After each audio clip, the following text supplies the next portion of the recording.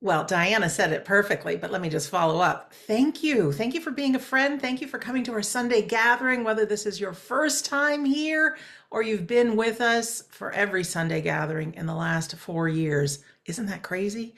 We thank you. If we haven't yet met, I am Sandra. I'm joined here today by my wonderful friends Darren Wynn, Tim Southwell, and Lisa Lanuski. Darren will tell us a little bit more about how our day is going to go today on our Sunday gathering. But this Sunday gathering is such a special, special thing. It's also Palm Sunday, and we know a lot of people celebrate with Easter on the horizon next Sunday. We come here each and every Sunday. We haven't missed one in 4 years, really sharing some good words, really trying to share positivity, inspiration, and the reality of the afterlife. And included in each and every one, of course, there's a demonstration of mediumship. And based on my calculations for the last 4 years, some 800 plus residents of the spirit world have been able to deliver their messages to loved ones. And also, we get to share in those words because we get to take a little of that inspiration for ourselves. So I won't say anything else for now, but I'm going to pass it over to Darren, who has created our order of service today. Welcome, everyone. Thank you, Sandra, and a massive welcome to each and every one of you on our 209th Sunday gathering and our fourth year. Who would have thought all those years ago? And I was talking to someone the other day, and who remembers COVID? You know, when we think what we went through, what the world went through some 4 years ago, and now it's still there, and it's caused a lot of heartache and a lot of pain. But nobody talks about it anymore. It's like it's been eradicated, it's vanished, it's gone to the abyss. But it's through COVID, things happened and things changed and the world changed. And I know a few weeks ago, there was myself, Sandra, and Tim online, and we joked about if me and Sandra had a child. Well, we have had a child. This is it, the Sunday gathering. So if you want to see what mine and Sandra's child would look like, this is it, the Sunday gathering. And I'm honoured to be with these guys today. There's four of us online with you guys today. There's myself, who's produced the order of service and picked the music for today. I'll also be doing the open prayer, the healing, and part of the address. You've got who's doing all the behind the scenes work, and we'll also be sharing in the address today. We have Tim Southwell, who many of you know has been on before. And he's kind of going to do a demonstration of mediumship for us, as well as our closing prayer and word for the week. And then you've got the wonderful Lisa. I won't try and pronounce the surname because I'll pronounce it wrong. I always do. And Lisa will be giving us her words in place of the reading today. So I'm honoured and privileged to be online for our fourth year celebration with these guys. So without further ado, if you'd like to close your eyes and join me for today's opening prayer. We'd like to thank our friends, brothers, and sisters from around the world for coming here today in union, and each and every one of you playing your integral part in making this Sunday gathering happen and coming together in unison as one for the joy and celebration of uniting the two worlds together as one, once again under that banner of We Don't Die. And to our dear friends, helpers, and loved ones in that world we come and call unseen, we'd like to thank you from the bottom of our hearts for being here each and every week and making and allowing this Sunday gathering to take place and happen each and every week. And we'd like to thank you graciously for allowing us to absorb your words, your thoughts, and your inspiration shared through the mind of our workers here each and every week, allowing us those moments of joy, healing, and upliftment. And as we come together here today in love, peace, and harmony, we come together in a knowing and understanding that country of residence, languages spoken, personal backgrounds, and personal understandings holds no barriers or boundaries, as each and every person here today comes here today as an equal, and we are treated as equal from your side of the life as well, as there is no prejudice within your world, and everyone here gets to experience the same joy and wonderment of bringing the two worlds together as one. And each and every person comes together here today to immerse themselves in the unconditional love and that healing balm of the unseen world. Each and every one of us finds it an absolute joy and privilege to walk hand, side by side with your world. And we do our utmost to honour your world within this world and represent your world in the best way we know how. And we truly hope we can make you proud here today. So as we enter into this Sunday gathering, which is a Sunday gathering of joy and celebration, we pay respect and knowledge to know that this would not be possible without all those in the unseen worlds that we adore and we love. So as always, we enter this Sunday gathering with smiles upon our faces, positivity within our hearts and our minds, and we offer you love in abundance. And we ask once again for that healing balm to shine to all four corners of our world, to bring that same moment of joy, healing, and upliftment to all those hearts and minds that are in need on this day. So without further ado, my friends, we welcome you here today. Amen. Thank you so much. I'd like to introduce Lisa, if that's okay with you, Darren. Lisa is a longtime friend. She's been to our Sunday gathering, well, most of the past 4 years, I think, and being involved. We met her years ago at our live events. She is a friend, a sister. She's beautiful inside and out. Of course, she's got her own story of grief and heartache and her journey to learn about the afterlife.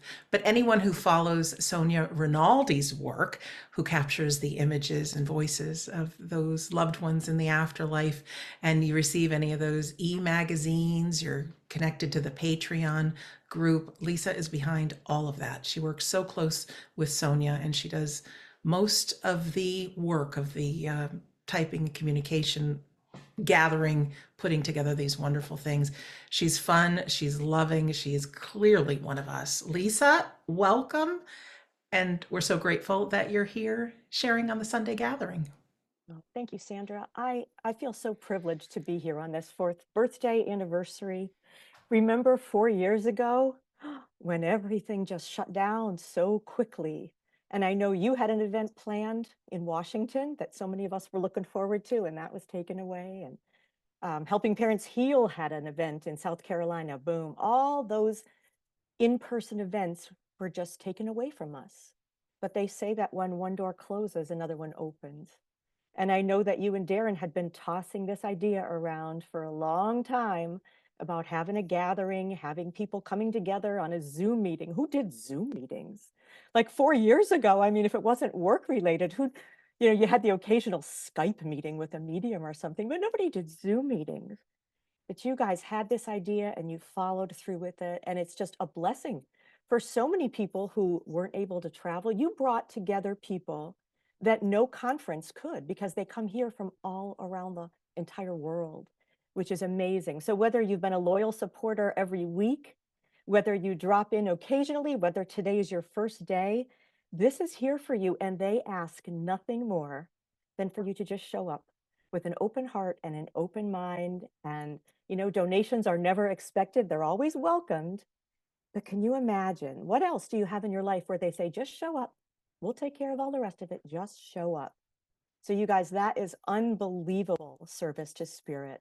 And I know that I'm grateful, and I'm sure that I speak for just about everybody, that they are just so grateful for everything you do. And the mediums that show up every single week. I know Carrie and Phil are with you often, but you pick up the phone and you contact a medium. I know when Dom couldn't come a few weeks ago, Tim was just here, Johnny on the spot, that without any preparation or anything. I think it's wonderful.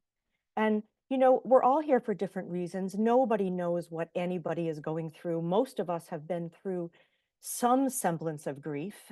If you haven't experienced grief yet, God bless you. Most of us are, we're small children, and most of us are brought up into happy, loving families. And, you don't get grief very early on for most of us. I don't know if you remember when your innocence was first taken away from you by grief, but grief is exhausting. It is daunting. It is frightening. It's just the pit of horror. And it's different for all of us when it happened. But I remember very, very specifically when I first experienced what I can call actual grief. And it was November of 1973. I was 9 years old. And two boys who were just a little bit older than me that went to my church. I didn't know them other than to see them. I didn't know anything about their families, but they were both abducted on the way home from school. This was in Scranton, Pennsylvania. Things like that don't happen in Scranton, Pennsylvania. Um, and I was obsessed with it. I was absolutely obsessed. I was a 9-year-old child who watched the news and I read the newspaper, and I probably knew a lot more than I should have. But something similar had happened to me about a year before at the same church that we attended. These boys were found several days later. They had been murdered. And it was just, I just couldn't even tell you. I mean, the feeling that went through me that this could actually happen to people, to young people that I knew, was just the scariest thing in the world. And Spirit intervened, as Spirit always does. The following year, although I had gone to that church for 9 years and didn't know anything about this family, who lived, by the way, directly across the street from the church, one of the boys did. The following year, the priest from our church had paired me with the sister of one of the boys who had been murdered for our confirmation, studying together. And we became friends. And we would get together on Sundays and we would, study our questions and everything. And then I was invited to her home. And I was a little nervous about going to her home. I mean, you were going to the home of somebody who died. I don't think I'd ever done that before. And I went and I saw her mom. And I had never in my life seen another mom that looked like this. She was so thin. She was so gaunt. She was just emotionless. She went about all the things that a mother did. She watched us in the pool. She made us lunch. She cleaned up. But I knew even as a 9-year-old that that woman was different, that she was changed, and that she was probably never going to be the same again. And I knew that family for several years until we kind of, went our separate ways. But I thought of her so often, and she worked at a local store. I would run into her every once in a while, and every time I saw her, she always looked like that. And it was just grief. It took me a long time to know that's grief. And I don't know what kind of services might have been available to that family back in 1973. It was 1974 when I met them. And I fast forward to 1995, and now I'm a wife and a mother. I've got 2 small children. I have a husband who's an active duty military man. We've moved all over the world. We're excited. And we are just getting ready for the first time since we got into the military to head back to the northeastern part of the United States so I could be with my family. And I was so excited. And I received the devastating phone call that my father had been in a horrendous automobile accident and that he had died at the scene. And I felt that again. I felt that intense grief. I think, I'd lost my grandparents in between and everything, but this was just such an intense feeling. I really didn't have the time to process it. I was a mother with 2 small children. My husband was in the military, so I was kind of like a single mom. But I just knew that it was awful. It was just the most awful feeling. And then we fast forward again to 2014, and I received another one of those phone calls. And this time it was my daughter who had passed suddenly, shockingly. She was my firstborn, the love of my life. I was brokenhearted. I was listless. I couldn't eat. All I did was drink for days and days and days. I didn't want to face the reality of it. And one day, walking through the bathroom in my home, in my sister-in-law's home, actually, I saw myself in the mirror. And I saw that mom from 40 years before looking back at me. I looked horrible. I had no color. I had no affect. I just was going through the motions of the day. And I don't know if God put that woman in my path 40 years before. For some reason, I don't know. I believe that Spirit does that to us, for us. But I knew 2 things at that exact moment that I was looking at myself. I didn't want to look like that. I didn't want to wear that suffering. I didn't want to make everyone around me so uncomfortable that this was all I was, that I was now the mother of a child who'd passed away. I didn't want that. But I also knew that there's absolutely no way that she was gone. I knew it. I knew that you just couldn't take that bundle of energy that was my daughter, that crazy sense of humor, that love for her family, her constant busyness, all that energy. I knew that energy can't be destroyed. I knew that it couldn't, but I didn't feel anything. I didn't feel it anywhere near me. And I knew that I had to. And so my journey began that day. My journey, I call it my journey to find Amber. And I had no clue how to start, none. I went on to Amazon and I just started ordering some books and things. I don't even know if it was Amazon at the time. It could have been something else. I just started ordering some books, and not about mediumship, just about like when a child passes. I wanted to talk to other people that had experienced the same thing.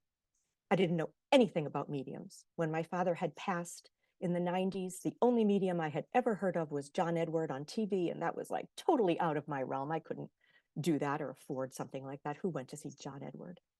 But I started to learn a little bit about mediumship, and I did not know in the beginning. I didn't know that mediums ranged from absolutely knock your socks off out of this world to, yeah, you're pretty good, to mediocre, to downright fraudulent. I didn't know. I had no idea. Like every profession, I didn't know that mediums had different styles, that they had different motivations for what they do. Didn't know anything about it. I had no discernment at all. So as soon as I heard the word medium, I just immediately had to make an appointment with that person. And most of them just turned out to be so hideous. I didn't know how to select a medium. I had no idea how to be a sitter. Nobody told me that. I didn't know how to be open to other things that might come in. I had just no idea. So I had a lot of marginal experiences. And I will tell you from that, oh my gosh, learn everything that you can. Read everything that you can. Sit in meditation and just listen. There's so many opportunities now online. Just sit and listen. Get outdoors and feel the earth under your feet. Sit by a tree, sit on the ground, walk barefoot. Talk to your loved one on the other side all the time. Just talk to them and notice the signs. If you accept them as a sign, thank them, and I promise you'll get more. That's the big thing. My friend Jennifer Brazier once told me, don't ever apologize for all the signs that she's sending you. Ask for more. I felt like such a greedy person. Oh my God, like nobody else here is getting anything. Ask for more. She's just thrilled. Imagine us and our low vibration, on the earth. And it is not easy for them to get messages to us, to get signs for us. And they do. And then we don't even acknowledge it. We don't thank them. We don't ask them for more. It's been a long, long journey for me. This year, it'll be 10 years. And it's rare that I have a bad mediumship experience anymore. But I had to learn. I mean, I wouldn't go on Facebook or Instagram to hire somebody to replace my roof. I would never do that. I would do a lot of research. I would contact them, find out how much they cost. How does it feel to talk to them? Are they rushing me through this conversation? Are they trying to explain it to me? I'd talk to other people. Do they have reviews? I would try to learn as much as I could about them. And it's the same with mediums. I recommend gallery readings. There's a lot of gallery readings online. You can go to a gallery reading for between $20 and $50, literally just for you to get the feel of the medium, a chance to see them work. You can join different groups. If you're a parent, Helping Parents Heal is a fantastic group to join. The We Don't Die community is an amazing group. Everything is free. My God, everything is free. You can listen to a podcast on your way to work, on your way home. You can constantly listen, and then you can also listen to Shades of the Afterlife. These things don't cost you anything, but you just jump right in there. Is more times than not, I think it's not going to work really well for you. You have to learn how to be open. You have to learn how to be a good sitter. When someone is reading for you, you just take it all in. Yes, no, or I don't know. At this time, I don't know. I'll think about that. I just had a reading from somebody just the other day, and it was an impromptu reading. The very first thing that he said to me was, "Who's Buddy?" But I don't know anybody named Buddy. That was the first thing that came to my mind. I don't know anybody named Buddy. Now, I had just gotten back from 6 weeks at my son's home, and my granddaughter has a blanket. And all day long, that's all we said, because God forbid you leave the house without Buddy. I knew who Buddy was immediately. And to me, that was fantastic evidence that somebody was talking to me. Who's Buddy? Anyway, getting back to mediums, I try to figure out, who do they serve? Do they really truly serve spirit? Do they recognize my vulnerability as a mom who's lost a child? Do they charge reasonably for their service? That $10,000 roof may not necessarily be better than the $3,000 one. I don't know. How's their ego? Do they have their ego in check? I don't like to sit with mediums who just, that I always feel like somebody is above me in that way. I don't like that. So do they feel right to you? More often than not, paying a lot of money for a mediumship reading does not guarantee you a better reading. I can promise you that, and I could probably give you 10 names of people that I know very well who will tell you the exact same thing. So you have to learn how to be a good sitter. You don't want to feed the medium and give them information. You want to know it's coming for your loved one. And in a situation like this, where there's 100 and some people, and Tim is going to do readings later, mediumship readings, and obviously not everybody's going to get a reading, but you need to be able to take almost everything that he's saying and not deprive somebody else of a reading. If Tim is claiming that he knows he has a father or a father figure with him, it's not your brother. You don't need to chime in and say that it's your brother. If he sees a great big table with Italian food and a small lady and such pride and all this Italian food, to come in and say, my grandpa cooked the best steak on the grill ever, it's not for you. And it does deprive somebody else if he can't get to the right person.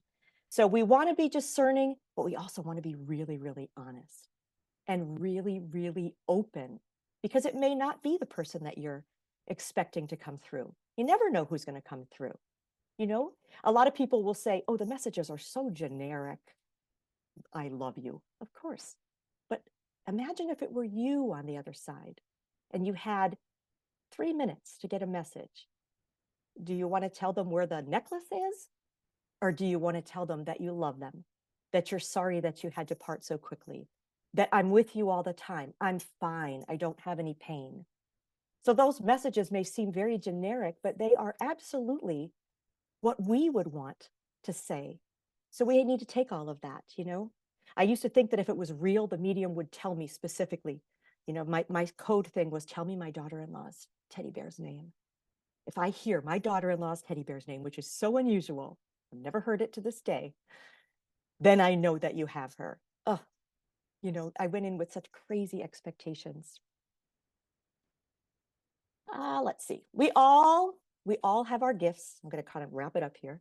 I think it's important for us to each reach out our hands. Scott, Darren, Sandra, everybody behind the scenes, Carrie, Phil, Tim, you guys have all reached out your hands. Sandra has that beautiful calming voice and an openness to share everything that you learn that's brand new. Darren he just shares all of his life experiences, his vulnerabilities. He just puts it all out there on the table for us. We all have something to share. And as my friend Scott Milligan says, when you go from believing to knowing what it's all about, that it's all about love and service and forgiveness, it's really incumbent upon each of us to figure out what we can give. So although there's never a charge to attend this gathering, just imagine what goes on to put this on. Just the cost of the Zoom room. So if you've been attending and you think, well, what can I do? I want to do something. Drop a few dollars. It's just a way of saying thank you. Every tiny donation helps, because every one of us has something to give. My daughter's passing 10 years ago. It was the most catastrophic event of my life. I miss her physical presence every single day. But like I said early on, when one door closes, another one opens. And I have had the opportunity, thanks to people like Sandra, thanks to people like Darren and Scott and some of the best mediums, and my beloved Sonia Rinaldi, and a host of others, I have learned that we all survive death. Every one of us is going to survive death. And that our journey here is very, very temporary. And that has brought me so much peace. I've learned so much. I'm so grateful. And I hope that every single one of you will find that peace, however you find it on your journey. Thank you so much for having me here. I love you guys so much.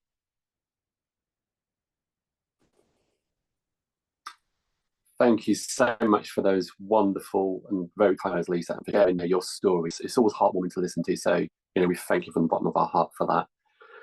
We're now going to go into our healing segment. And the song I've got today for you guys is an Elton John song. And it was actually part of a celebration. It was part of the Queen's Jubilee celebration where he sung this song, as the video will show. But there's one particular line in the song that I really resonated with me for the healing.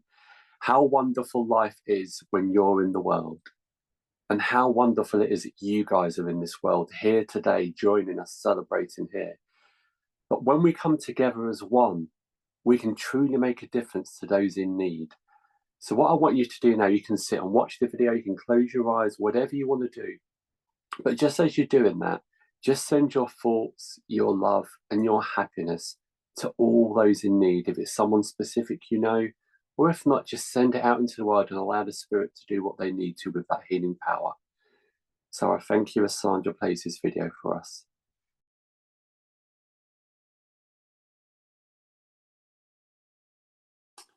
Right, as I said earlier at the beginning, if we were to look at mine and Sandra's gift, this is our baby, and here we are. I've been involved in spiritualism for a very, very long time, and I've seen the good, the bad, the not so good, and the very bad.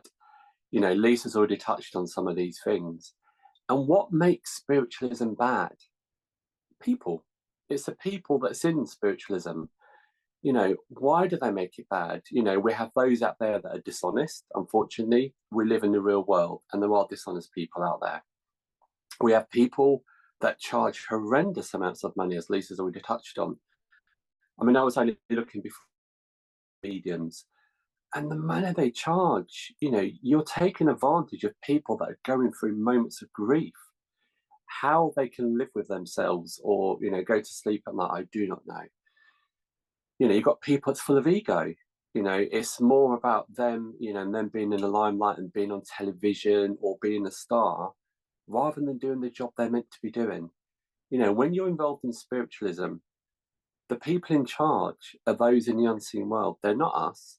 We shouldn't be manipulating it or, doing it how we want it done. It should be led purely 100% by those in the spirit. And, and how this sort of Sunday gathering came about, you've probably heard this story before. Like I said, I've been involved in spiritualism a very, very long time. And I've seen a lot, heard a lot, not been part of it, thankfully. But I find it a privilege and an honor to be part of the good and the bad. Because if you don't have the bad, you can't see what good looks like. And if you don't have the good, you don't know what bad looks like.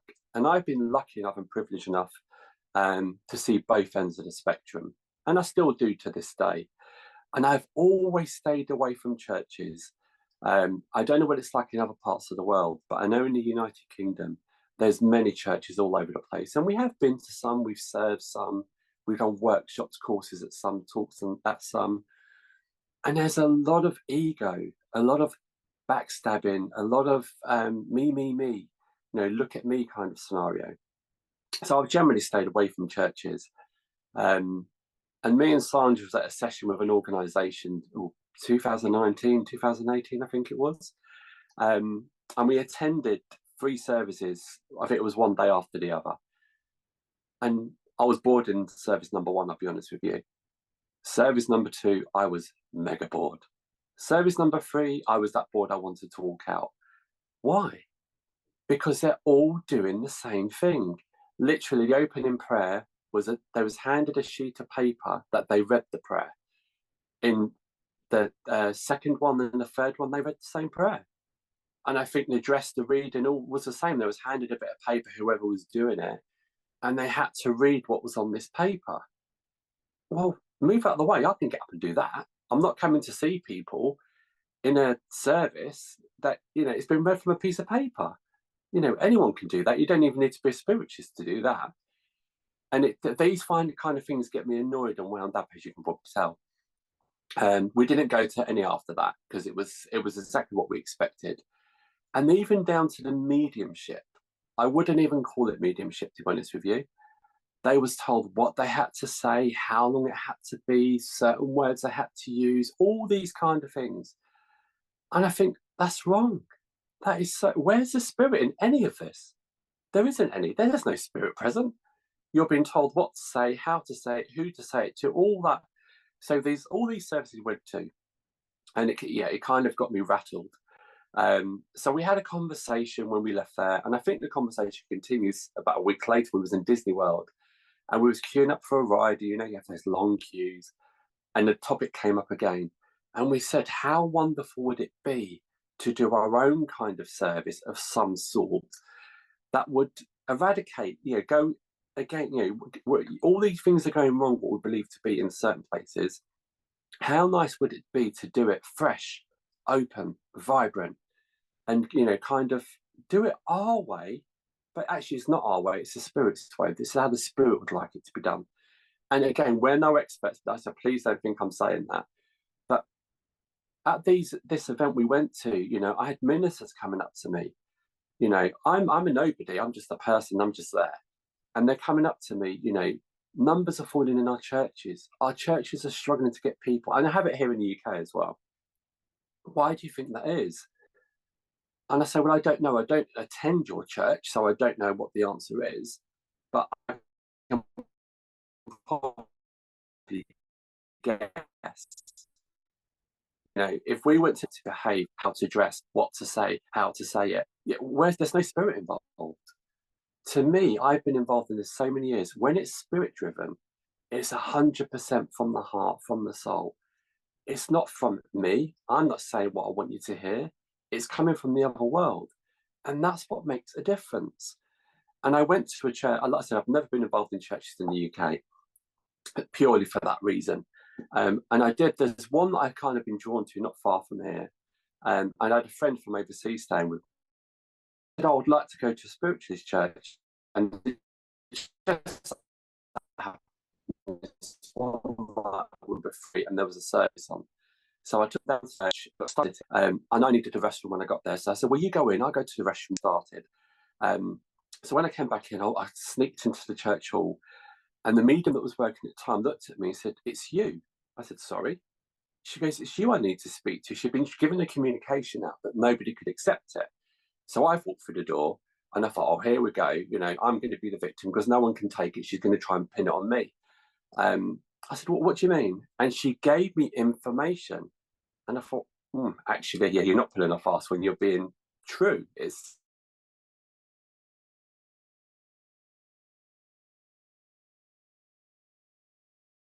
she confirmed who it was. And she said to me, you've been wanting to come to this church for a while and you've had an interest in this church. Well, wow, she's right. Yeah, I have had an interest. Part of me's had an interest. I don't know why I've been drawn to this church. But also part of me wants to be part of the church to try and make a difference, but not for me, for the other world. Let the other world's voice be truly heard. So, she gave him the communication, the service finished. I went up and thanked her afterwards. Off we went. A few weeks later, I went back and there was meant to be a medium on, but they cancelled. So they had another medium came in. And like Lisa said, some mediums you cringe when they start talking. So this medium started, and I'm one of these people, I can't hide how I feel, what I'm thinking. And because I'm sat there, and this same woman, who I think she's the president of the church that gave me the message the week before, she kept making eye contact with me. And I thought, so you try and do the pleasantry smile and what have you. Anyway, the service finished and she came up behind me after, and she goes, I really, really apologise. I said, why? She goes, that was awful. I said, yeah, it was. It was shockingly awful. But it shouldn't just be me you're apologising to. You've got a congregation in there. And we should be apologising to the spirit world because we've allowed that to happen or take place. And she said to me, she'd come back next week. I've got this fantastic medium on. And you know what? It's not about the medium being fantastic. It's about the medium being honest and sincere. We can all have a good day. We can all have a bad day. And I've seen, mediums be fantastic. Actually, or is it the spirit world? Sometimes we forget the spirit world. Sometimes they're not going to be 100% accurate. They're not going to be amazing, spot on. But you know what? We don't mind that because they're being true. They're being honest. We can work with that. But what I can't abide by is people being fake and trying to give out, information you already know and regurgitating stories they've heard about you, etc., etc. And that's why it's so important. And Lisa said it. When you're having a mediumship reading, yes, no, I don't know. Don't feed the medium. But anyway, so this medium was meant to be coming in the following week. And I'd heard a lot about them. I went to see them and I was so disappointed. You would not believe. And again, she came out and apologized. I said, stop apologizing. Yeah, I can't help that my face gives you that, how I'm feeling.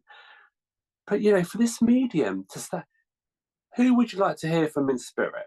Well, I don't know about you or any other working medium. I don't think you can command who you want to speak to or who you want to come through. And it was an absolute car crash. There was one poor woman at the back. I want to hear from my son. Like I said, you can't command who you want from the spirit world. It's up to the spirit to orchestrate that.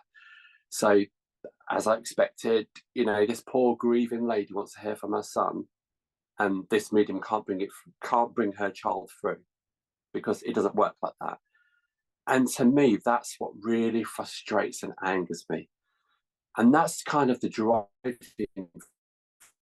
force behind this Sunday gathering, mine and Sandra's baby, to be fair, because Sandra's been the one that actually orchestrated it. Sandra's the one that actually created it. Yes, it was an idea born together, but without Sandra, it wouldn't have been orchestrated. It wouldn't have come to life. She wouldn't have given birth.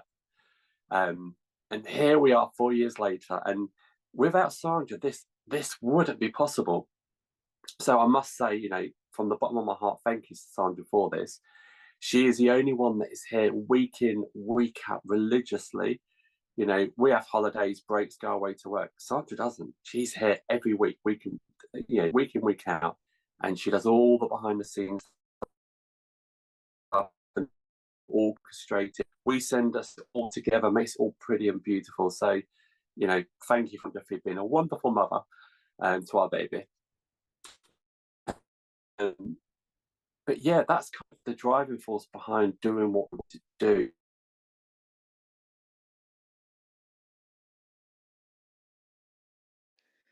Darren, you have broken up. So I'm going to carry on. So, oh, there you are. oh, I'm Darren, back. your internet has Did I go frozen. Yeah. Am I here? You are. Can you hear me okay? Yes. So I was going to say, when you go to these church organisations and they try to mould you, you got to be like this, you got to be like that, you got to say this, you got to say that. We need to evolve. Churches need to evolve. Organisations need to evolve. Look at nature. It's constantly evolving with its surroundings. And can you imagine our comedians, TV shows, films, how your house is decorated? If we said to each and every one of you, you've got to decorate your house the same way as everyone else. You're a comedian, you've got to say the same jokes as every other comedian. Life would be boring. And it's not about that. We're unique individuals.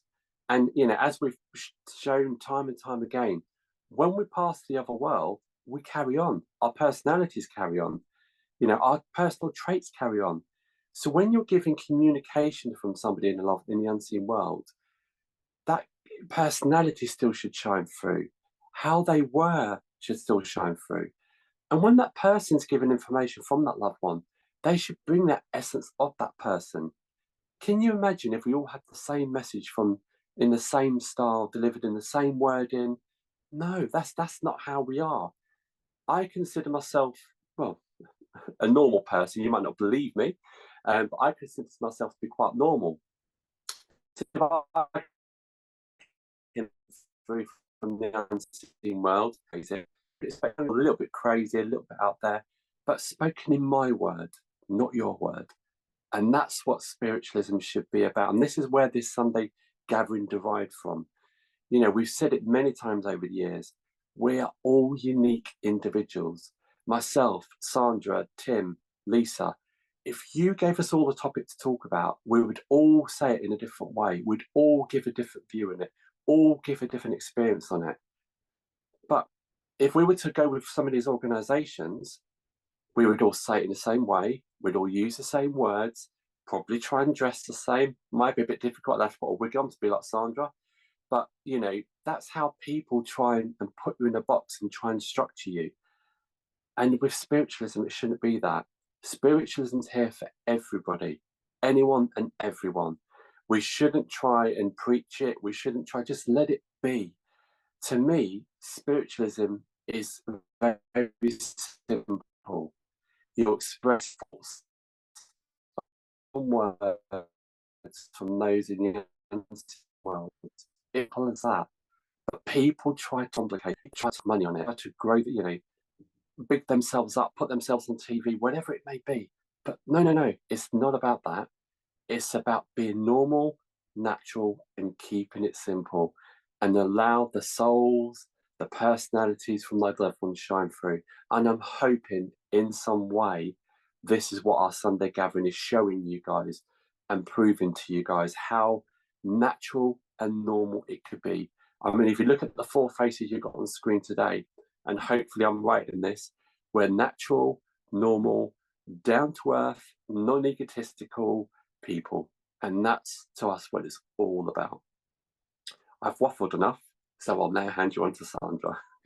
Thank you so much, Darren and Lisa, for your beautiful words. And we'll hear from Tim in just a moment. I just want to say a few things before I introduce Tim and do our mediumship. A shout out certainly to you guys and gals for attending our Sunday gathering. We couldn't do it without you. And to our friends and loved ones in the spirit world, we couldn't do it without you either. We couldn't have done it without Darren and I coming up with the idea, and certainly our friend Scott Milligan was here for the beginning, and he's been here for many, and our friends Carrie and Phil, bless them, they've been here for most of them, and they're starting to travel, of course, as the world has opened up again. But now so many of their students have come on to do the medium demonstration, like we have Tim today, who is now a medium in his own self, accepting clients now. He's come a long way. So mega thank you. But we never thank Zoom. And I know today we had some interruptions, and it happens. But whoever those people are that created Zoom, that even though it doesn't go right all the time, it gets frustrating. But how lucky are we that we can communicate this way? So the powers that be, it'd be great if it was strong and wonderful all the time. It isn't, but it will be in the future, I'm sure. What I wanted to share about today is about the Sunday gathering, but also that good things are outside of our comfort zone. And my dad used to always say, without risk, there's no reward. And I know for myself, after my dad had passed and everything I learned about grief, and I wanted to write a book. And you may know this story. I don't know if I ever shared it. I didn't know how to write a book. I went to a weekend retreat called Author 101 University. You learn how to write a book. I remember getting on the elevator to go up to the conference room. My knees were shaking. Everything inside my system said, turn around. You're not a writer. You don't belong. You're not smart enough. Who's ever going to listen to your words? And thankfully, I pressed on outside of my comfort zone and ended up talking to the publisher and pitched my story. And here we go, 13 years later, We Don't Die, a skeptic's discovery of life after death, is alive and well and has impacted the lives of tens of thousands of people. I was mega outside my comfort zone when I learned about physical mediumship. What is that? That's something different. Found out about Scott Milligan. I booked a trip to Heathrow, London, took a cab, an hour and a half, to a place called Banyan Retreat. There I was greeted by Stephen and Nick. I met Scott. I met Darren one of the trips. And now, obviously friends forever. Also met Carrie and Phil. That was such a frightening trip. I didn't know what to expect. I didn't know there was such thing as physical mediumship, trance mediumship, the world of evidential mediumship. So my world opened then.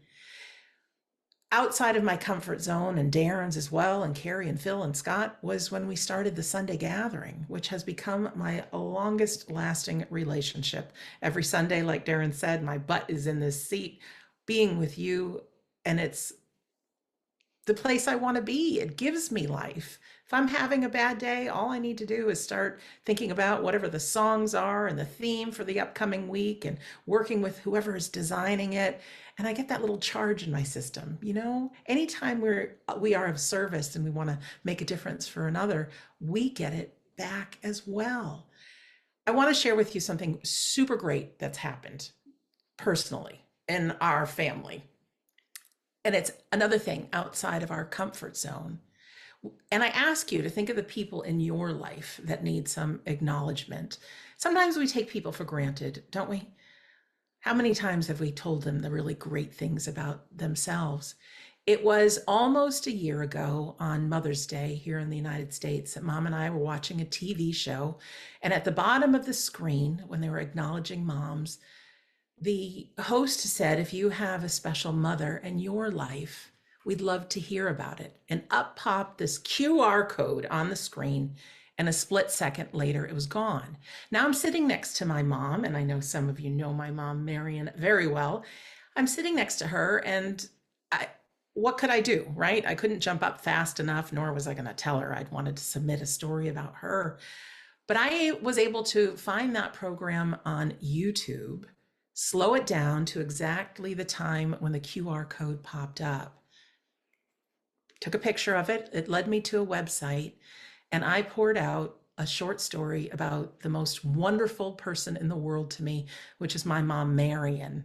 Always being my cheerleader, always saying empowering things to me, and she's a great mom. Nothing happened originally. A couple months went by, and I get an email saying, we really liked your story. Would you be interested in being interviewed? Well, of course, why not? So I spent over an hour talking to two lovely people about this special lady called Marion Champlain.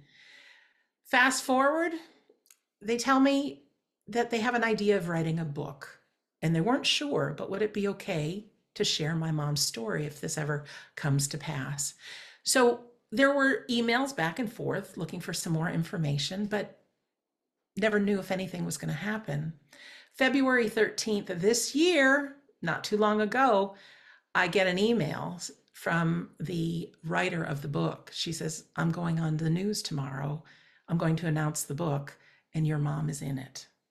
So, not knowing how I would ever tell my mom about this story, I burst out and said, Mom, I've got really good news. There's going to be a story about you in a book coming out. And then we have to watch the news for the big announcement. Of course, she was shocked and delighted. And she says, what did you say? And I spoke from my heart. Well, just 2 days ago, before the general public has it, this book has not yet been released. It'll come out on the 16th of April. Can you guys see this? It's called Love Mom. It's written by Dr. Nicole Saphier, inspiring stories celebrating motherhood, stories of overcoming, stories of joy, so many things. And if I can turn right now to page 121, there's Mom, and there's me.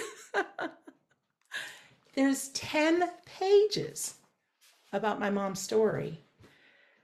Talk about the biggest gift you could give someone.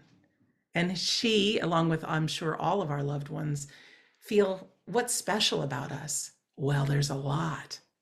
And so while this book, I wholeheartedly recommend it as a great gift for Mother's Day or any day, it's my contribution to her to let her know how special she is. This isn't just any book. This book is being publicized all over the news and TV shows. It's already hit #1 on Amazon and Barnes & Noble, and it isn't even out yet. So there could literally be millions of people that read my mom's story. You never know what's possible unless you try. You never know what's outside of your comfort zone. Being a human being is very difficult and very painful. I wouldn't have asked for my dad's passing to happen or so many things that have happened, but it is out of the worst things that the best things have come. And it truly is out of my most difficult times that the Sunday Gathering was born. So take whatever of that you can use for your life. Fear is always going to be there. but step into the difficult times, and you never know, like my dad said, without risk, there's no reward. So thank you for listening to our address today. We are going to move on to our demonstration of mediumship. And we have wonderful Tim to be our medium today. I know through Lisa's talk and also through Darren's, you got some tips of what to do and what not to do in a medium reading.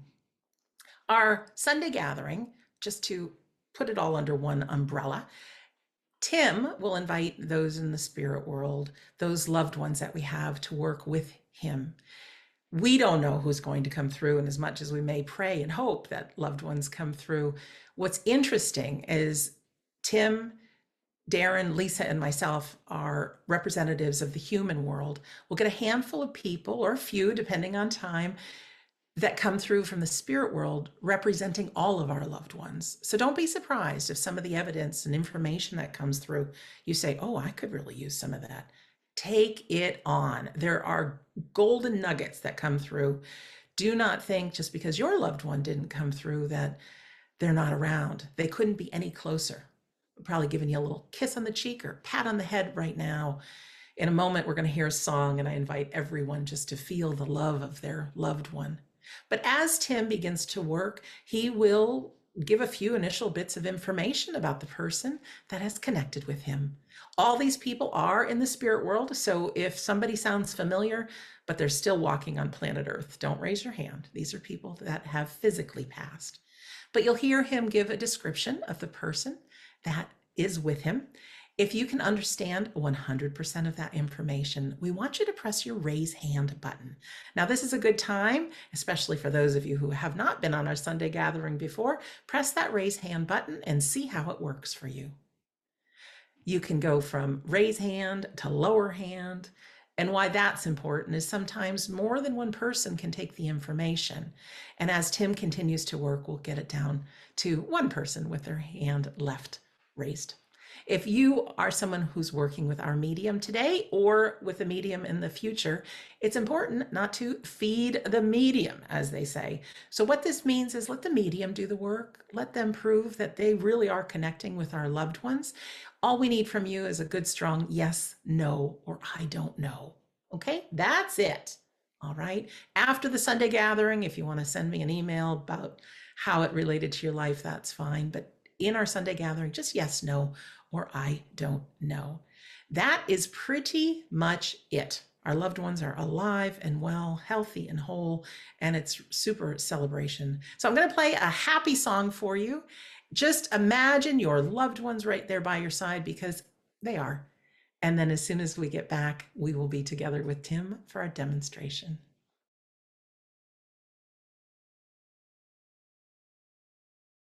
That is one heck of a fun song. Thank you for picking that, Darren. And hello, Tim. We get to hear from you now. Yay. Hello, how are you doing? Congratulations, 4 years. That's fantastic. And 3.5 for me. I was there kind of close to the beginning, and as often as I can. And the thing that it always amazes me when I drop in to observe, it's the topic somehow always is pertinent. It just, it's the intelligence of the spirit world, I think, that somehow that week is the message I needed to hear, or the theme I needed to hear as well. So as a listener, I really appreciate and all the work that goes on. I think sometimes we may take it for granted, and we shouldn't. It's something we need to be aware of and awake to. So thank you, Sandra and Darren, for that. And Lisa, your words too. I'm 100% with you with all of that. That's so much part of the belief and knowing, not just belief. That kind of governs us all. And kind of combining both of those things, sort of the intelligence, or all those things, intelligence of the spirit world, and our commitment to truth and life and beyond. Let's start. So as I blended with the spirit world, I do feel the presence of Mum here. And I know that that's interesting. Mum had a particular pillow that she liked to keep with her. And I feel that this is a pillow. It was like a lap pillow is what I'm seeing. And it's more of a comfort thing than a necessary thing. And I feel it's one that actually I'd even say that she made and she kept with her. If she was sitting in the living room when she went to bed, it was with her. And I think I'll stop there, Sandra, if there's someone who can take that information. That's very sweet. All right, friends, if you can understand that information, go ahead and press your raise hand button, please. And for some, you might need to think back. Yeah.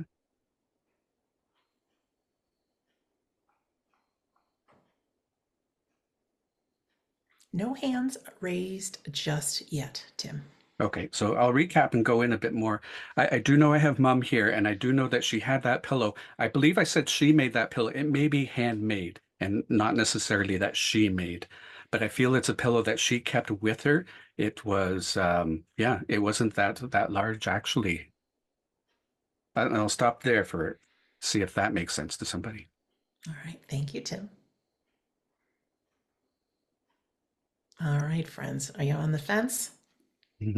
Go ahead and let us know. All right, Fiona's got her hand raised. Let's bring in Fiona. Fiona, oh, Alonza also does. We have two. Okay. Do you want to hear?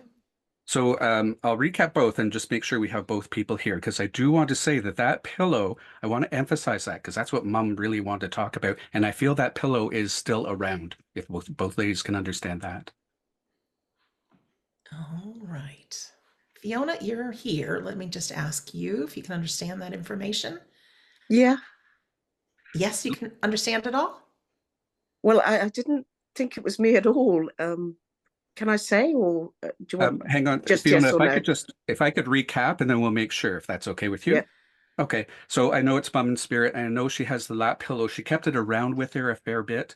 I know that it's also one that was handmade and that it is still in the family. Yeah. Okay, you can understand that. Okay, if I could work Yeah. with you a little bit more, Fiona. Okay, I do see Mum actually. Mum in her later years, I feel she was very active in the earlier years. In the later years, due to health, she had to, and I'm looking at as long as almost a decade, she did need to rest quite a bit more than she was used to. Yeah. And part of that rest, she did love her TV and she had her favorite shows. Yeah. And actually, she had her favorite. I feel there's a couch where she was at her home, and she had her favorite spot. Of course, that was her couch. She had around her everything she would need, so she wouldn't need to get up so often. Yeah. And alongside her, there would be glasses. I feel she had some it seems like knitting beside her, but she didn't get to knit as much anymore, but it was still beside her. I'm not sure. Not sure about that. Okay, if it's not quite knitting, then it does feel like there's a handy craft. What would you call it? It's a container of needles, yarn, bits and pieces to make things that would be beside her on the couch.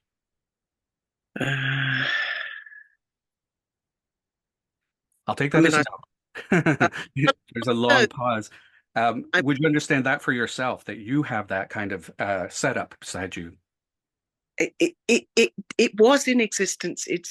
She just didn't have it when she was older, but yet definitely when she was younger. Okay, great. I want to go back to that pillow too, because I feel the pillow was very much stylized for her. I gave it to her. Okay, and oh my gosh, my words are failing. It's not a frill around the outside, but it feels like it's ornamental and hand stitched. It was, yeah. Yeah, okay. And I feel that and for Mum, I feel that she very much adored that. Absolutely, of course, when she first got it, but that's why she kept it beside her. I do feel she could make use of it. There was times she needed to take naps and she would do that on the couch, but I feel that I was going to say it followed her around, but definitely she's the one that carried it from room to room. Possibly, yeah, possibly. I'm also getting the sense from Mum that there were times in which, and you would know that she would have slept on the couch rather than making it to her bed, Yes, as she was older, but it's quite possible. right? Because in a sense, I'm seeing the bed there, and it's still made up quite nicely. Um, your mom, I get very much the sense of politeness with her. She would be careful about the wording that she said because she didn't want to upset people. That's no. That's a definite no. Okay. Um, so I'll work with what she's saying there. Now, what they sometimes do is do the flip of the opposite. She would believe she was being as polite as she could be, but in fact, she could Yeah, be cutting. yes, that's different. Okay. Uh, as I'm getting a sense from her, there's so much more that I could be saying that would be harsher, but I'm biting my tongue. That's not quite evidence, but that's sort of where that sense is. Uh, However, I believe her actions betrayed some of that, if I'd say sarcasm in her words. She would do things for people a little bit more politely than she would actually speak. Yes, from time to time. Yeah, from time to time. And I'm getting the sense here that working with Mum, and this is from Mum, working with Mum was not always easy. You had to watch the words going to her Oh, yes. Yes. because there are certain things that could set her off. Yeah. There's a sense here from her that in setting those things off, um, it's almost automatic. It's running, it's not under her control. Do you understand that? Yes, I certainly do. Okay. Because what's coming through strongly here is how much she adored the gift that she got from you, but also there's a sense very much from her that from her, I wish I could have.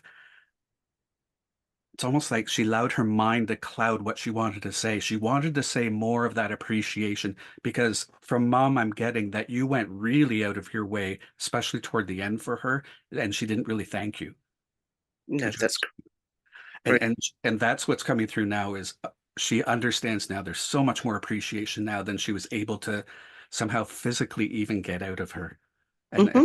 and there's absolutely the love that's between there, even though it may seem frayed at times, there's a better understanding. And that gift is cherished. It's she's almost giving me an image that she has a copy of that with her. It meant that much to her. That is something that stands out in her memory. Yes, that would make sense. Yeah. So thank you, Fiona. And from your mom, definite love, love, love. Yes. Well, she's had a good time to think about it now. So Yeah. Yeah. that Thanks, point. Fiona. And thanks to your mom. Thank you, Tim. Okay. Thank you, Now, Tim. Thank you, Fiona. yeah. As okay. So as I connect with Spirit World again, I do feel a gentleman, and I feel this gentleman would have been involved in um, it, chopping. I'm just chuckling because chopping down apple trees, not the cherry tree like George Washington, but this is a gentleman who would have, um, and I know he's in the family, but he would have been responsible for clearing apple trees when they had reached their prime or past their prime. That seems to be very important for him. And that was done by hand, not by mechanical means that we have now. So we're going back a bit in time. Um, and growing Goodness. apples was critical to the family. It was part of what provided sustenance to the family. I feel within the family making things, but also there were times to sell it. Trying to see if he's got one more thing here. Yeah, it's right with the axe. I feel that he would have taken trees down with the axe, right down to that, hands-on method. Sandra, if there's anyone that might understand that. Thank you very much, Tim. Okay, friends who can understand this information, go ahead and press your raise hand button. It's a lot of hard work cutting down those trees. I can't imagine.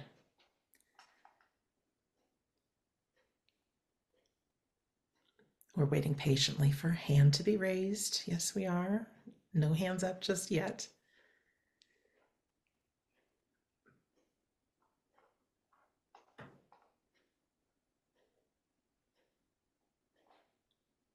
Tim, no hands up. Okay, Yeah. that's fine. As I connect with him a bit more, I feel that he would have actually, and we are going back in time. This is a gentleman that would have needed to clear some of those trees for his land. So in order to build, in order to expand his property, he needed to clear those trees, some of which would have been apple trees. That part may not be known, but it's the clearing of the trees pretty much by hand. Thank you. All right, friends. When I'm getting the nudge that this may be for you, go ahead and press your raise hand button. Spirit world knows exactly who's with us.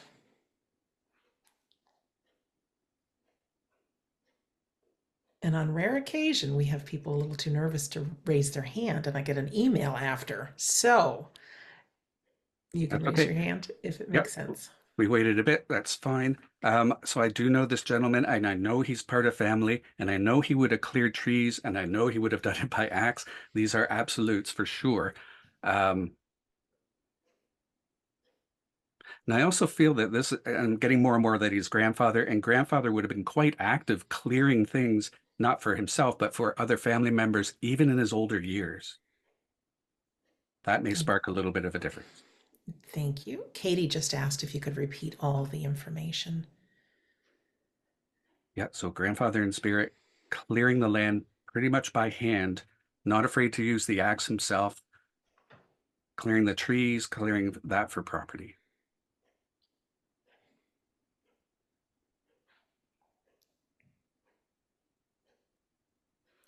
Alina has her hand raised. Thank you, everybody, for listening in. Alina, hi. Hello. Hi, Alina. I'm going to review the information just to make sure that you can take that, if you're okay. So I know I have, I'm going to stay with the gentleman first, that he cleared the land himself. Yes. Okay. And now the relationship, I did say his grandfather. Does that make sense to you? Yeah. Okay, great. And that actually he would have been doing that kind of, maybe not quite as vigorously, but that kind of clearing,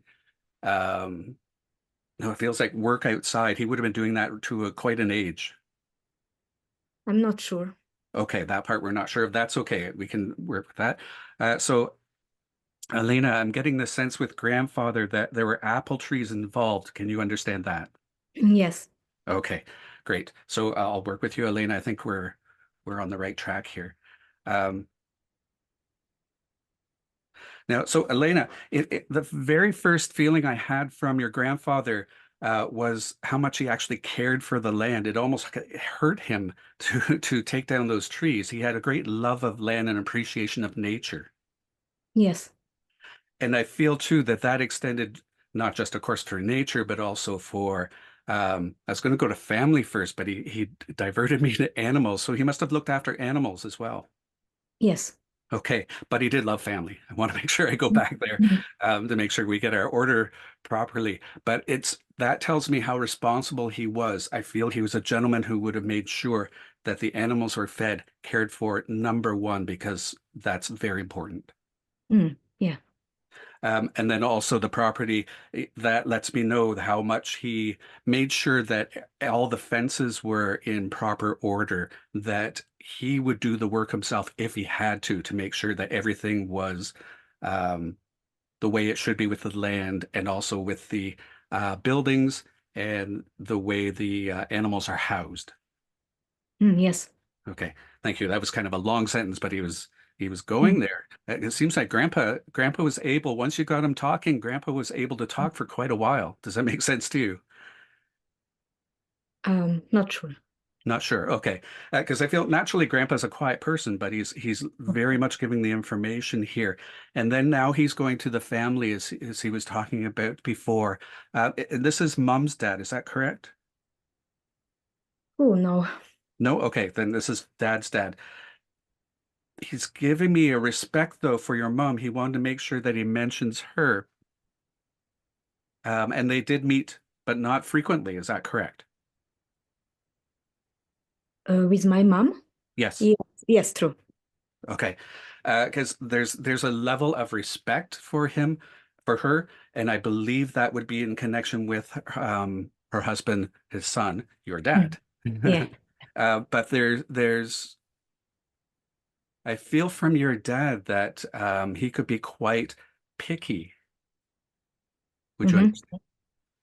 And so not just anyone would sort of suit his son, someone that he would really appreciate, and he seemed to have taken a shine to your mom as an ideal wife for his son.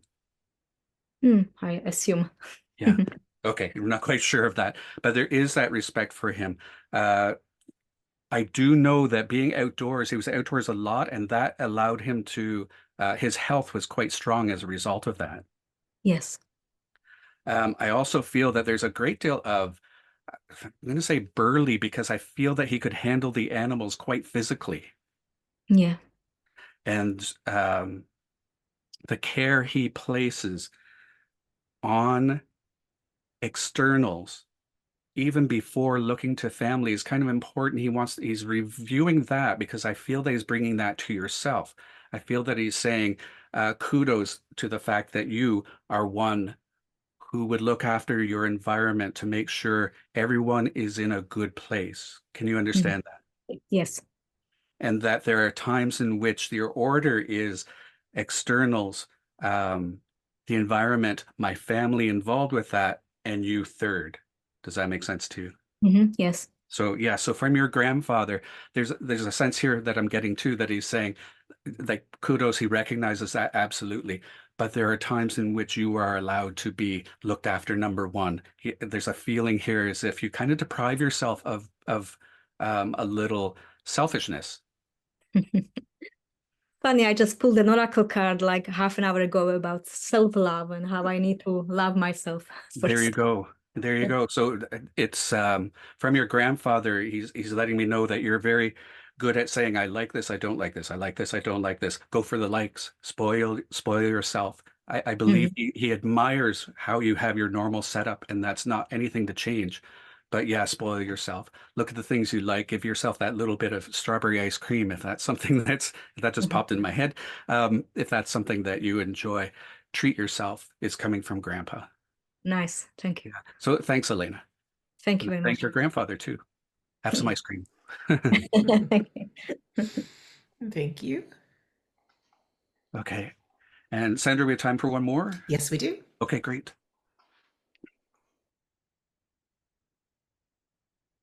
Okay.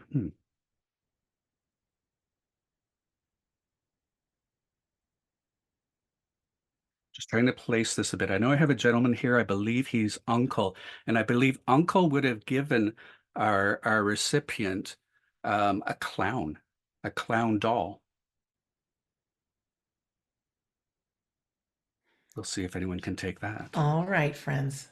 Who does this make sense to? Clown doll from the uncle.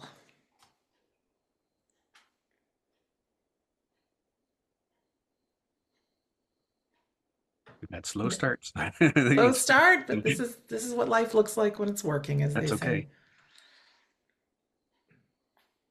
No hands up yet. Okay, so it's possible I could have misinterpreted some parts. I am going to stay with Uncle, and I believe the recipient would have a clown doll, or actually, I'm going to specify that as a child, she would have had, and it's a she, would have had a clown doll. So it's Uncle looking for niece. Thank you.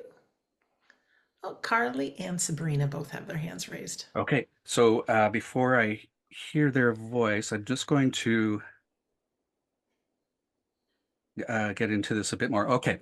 Yes. So I know Uncle was also a bit of a jokester. I also know he had a funny sense of humor. Not everyone got it, but he didn't care.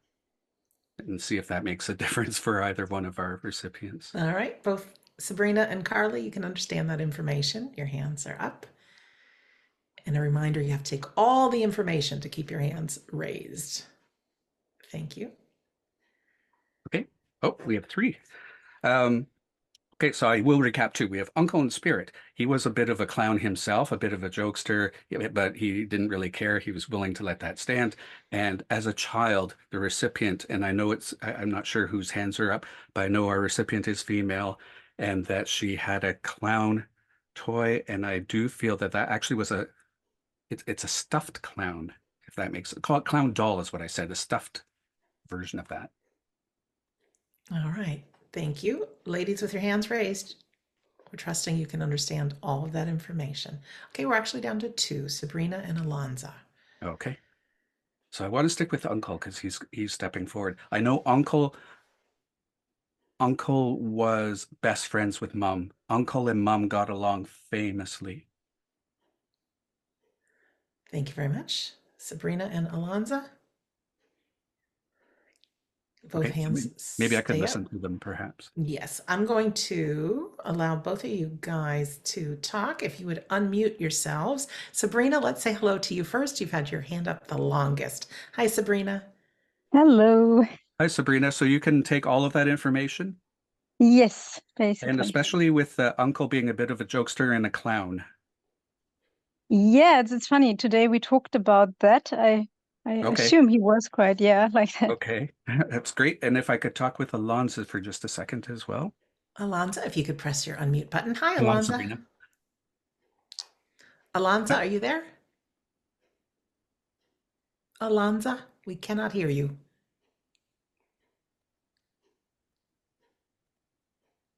We'll try one more time. Alonza? It's frustrating, friends, when Zoom is not working. We do not have her voice, unfortunately. Alonza, are you able to do thumbs up? Or maybe in the chat box, Yes, Alonza, that would that's be probably great, better. just to say yes to the information. So Alonza, my first question will be, you can take all the information, including Uncle being that much of a jokester.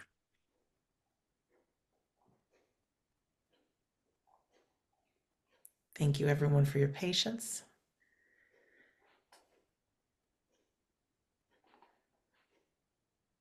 Well, we do not have her, Okay, we can't quite get Alonza. unfortunately. No. I can, Alonza, if you can keep listening, I'm going to work with Sabrina for a bit more. Okay, so Sabrina, you're back there. Yes. Okay. Sabrina, I do want to talk about Uncle's relationship with Mum and the love that was between the two of them. You would understand that they were, as growing up, they must be close in age because they were almost everywhere together growing up. No, I can't really relate to that. Yeah, yeah, Okay, hang on not for 1 that much. second. Okay, then if it's not in growing up, then in adulthood, there's a sense of inseparableness. Like they love to be in constant contact with each other and they just set each other off in laughter. Yeah, they spent quite some time together. Yes, I can relate Okay. to that.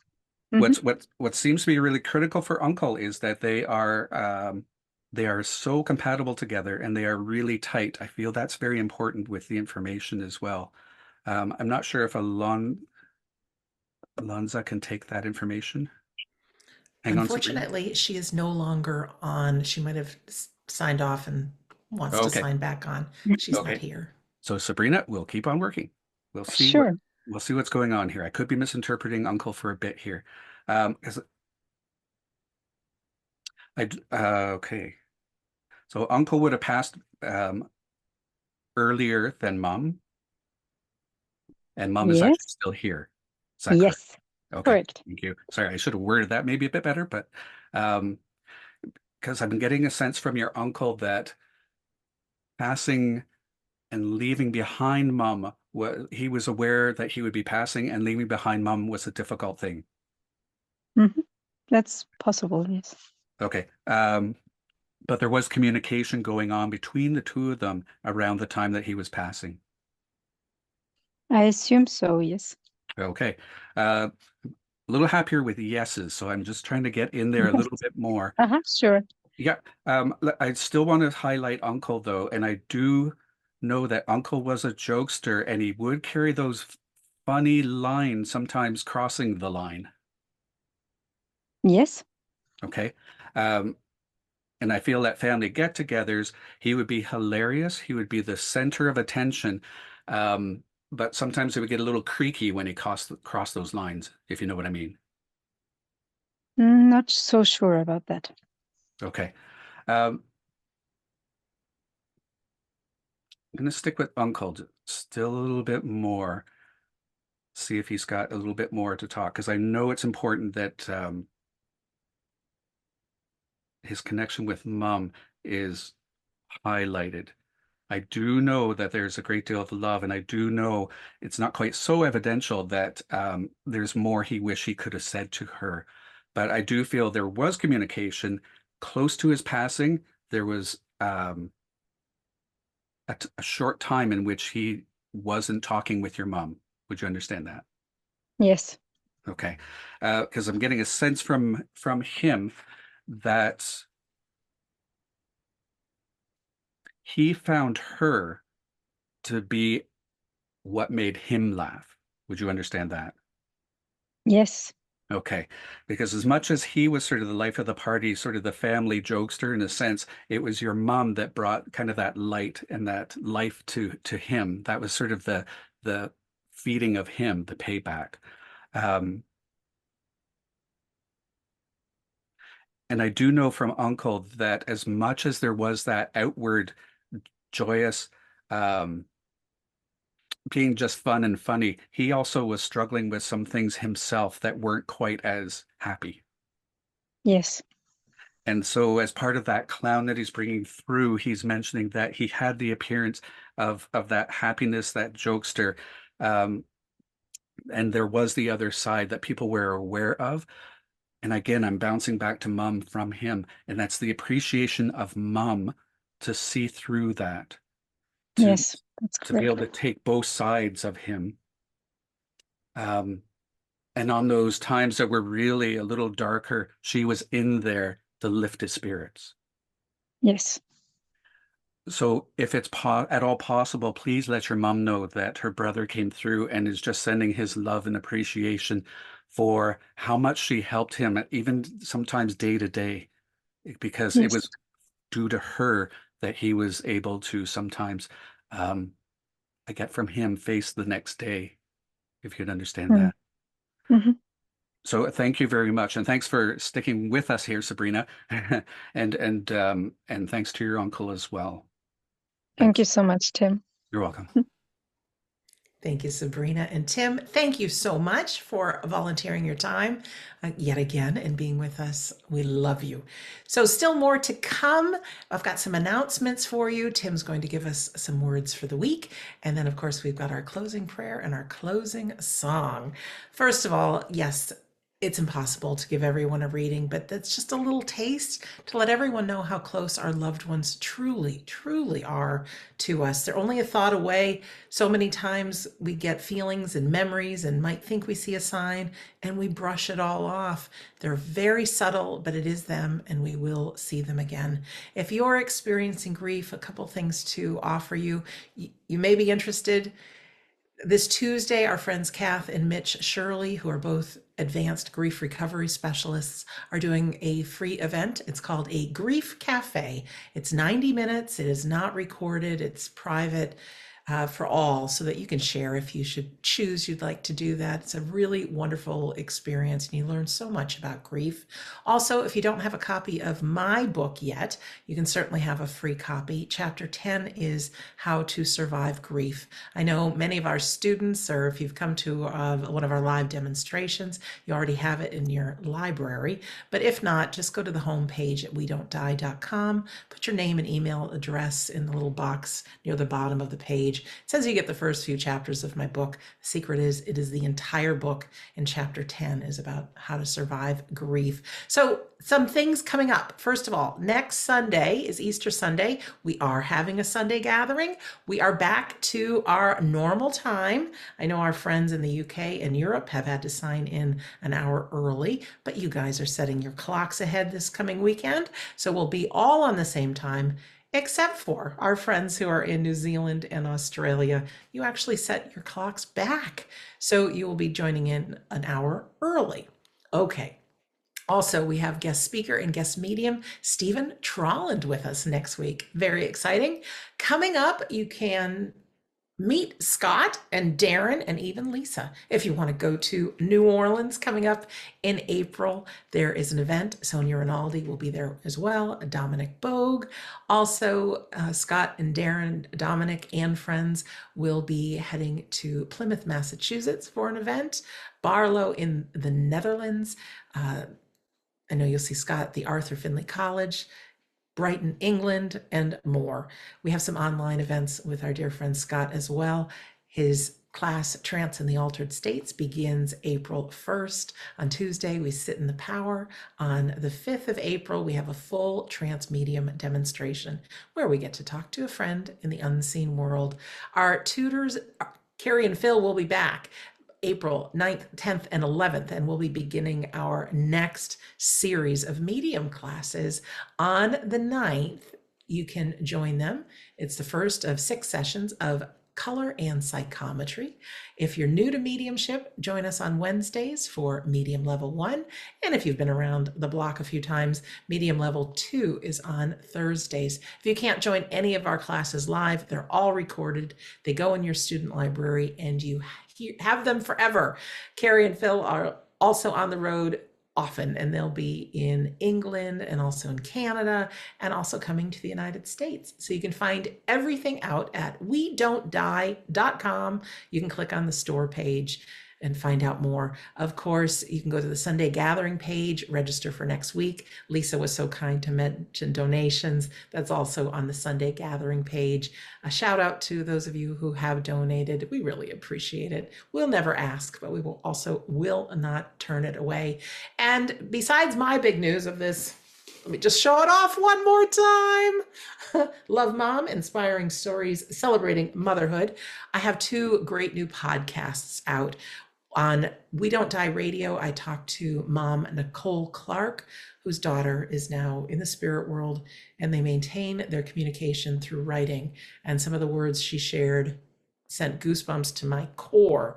On my Shades of the Afterlife podcast, it's a conversation about skeptics. How do we deal with skeptics? And so you'll hear from some people in medicine and science who believe in the afterlife about skeptics and how we can have a backbone and share. And also, when it's appropriate, not to share, because there are some cynical people and it's not even worth it. So I think you'll really enjoy that. That is at the homepage of wedon'tdie.com. You can find out about all of that.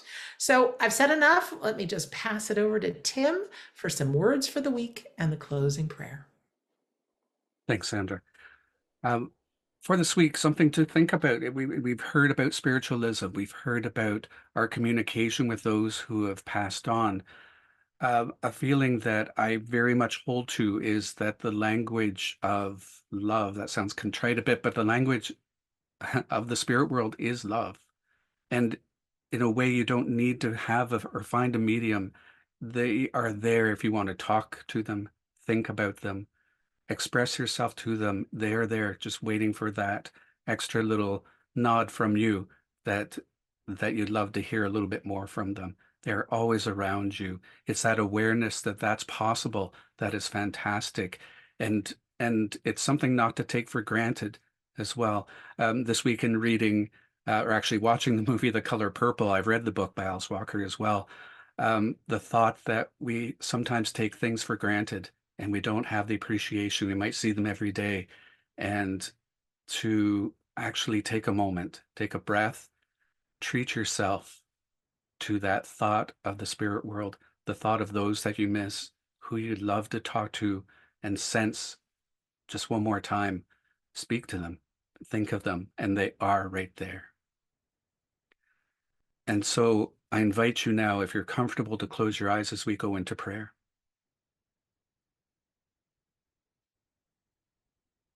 Divine Spirit, we give appreciation that we're able to gather, and not just one Sunday, but for 4 years, to experience all of those moments that have come up, affirmations, letting us know who we are, that we are okay, that we are normal, and that this is part of the gift that we're uncovering.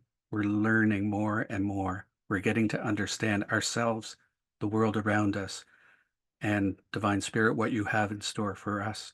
and what may be on the other side waiting for us, our loved ones, our friends, our pets, all of those await us. And we give thanks that we can talk about that and gather around and discuss and feel comfortable and normal in this kind of situation. Amen.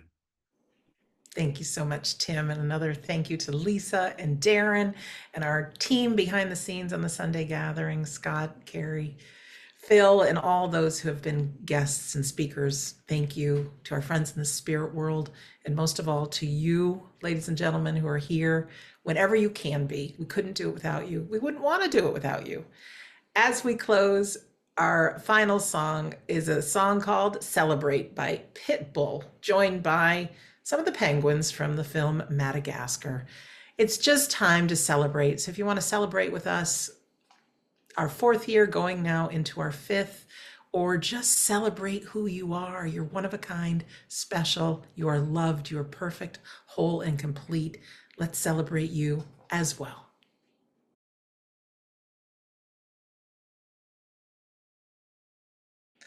Love a little Pitbull and penguins. Thank you once again, everyone. We love you. We'll see you next Sunday, if not sooner. Mwah. Thank you for making the Sunday gathering so special and supporting us for 4 years. Wow. Bye, everyone. See you soon.